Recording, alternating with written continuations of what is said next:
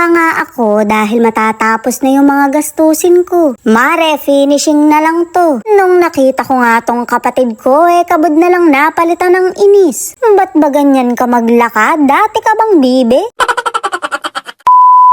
Nagpasama nga ako sa kapatid ko na pinaglihi sa letter S. Ewan ko ba dyan, laging nakatingaro ang lubot. Pero baka naiinggit lang ako dahil hindi ako ganong binayaan. Shoot, amare, binigyan nga ako ng puwet pero sa mukha naman pinuwesto. Nandito na nga ako sa bahay ng mga kapatid ko at sinisimula ng i-finish. Tuwang-tuwa pa si Syo nga, hindi niya alam na mas magastos ang finishing. Ngayon ko lang napagtanto nung nagbayad na ako ng mga materialis. Nung araw kasi na yan, o-order pa lang ako. Mga tiles ganyan, tsaka mga bakal para sa veranda. Syempre, umorder na rin ako ng pangkisame para dito at para sa mga kwarto sa itaas. Ganoon na rin dito sa dalawang CR ng mga kapatid kong tsakanis. Marami silang titira dito kaya pinaghiwalay ko yung toilet at liguan. Para kahit merong jumejer box makakaligo pa rin sa kabila. Wala pa namang bowl dito pero bakit kaya meron ng undin?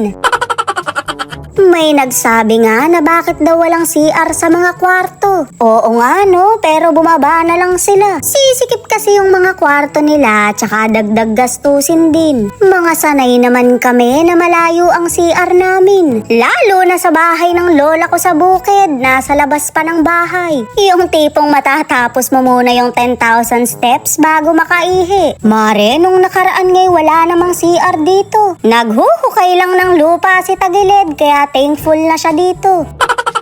Gusto mo bang kiligin? Awakan mo to. Pero wala ka tapos ang kiligin. Iyang nilalakaran niya na yan, lalagyan pa ng railings yan. Masarap tumambay dyan, tapos kape-kape lang. Sa baba naman yung lutuan, tsaka yung kainan nila. Noon pa may ganito na talaga yung pangarap naming bahay dahil gusto namin sabay-sabay pa rin kaming kakain. Wala lang, sobrang magkakasundo kasi kami. Magsipag-away man, magtawanan lang bati na agad. Ang magkakapatid dapat nagmamahalan, hindi ginagawang kalaban. Una Mari, nakakatakot yung kambing. Sihago niya. Sihago niya, tato. Mari, baka pag tumayo kami, habulin kami nung kambing. Napakalaki. Kambing Pro Max. Masama siya tumingin sa akin. May kakang videohan, di mo nakabibigyan TF. Grabe, napakalaki, Parang yun yung napapanood ko sa panaginip ko Demonyo. Ay!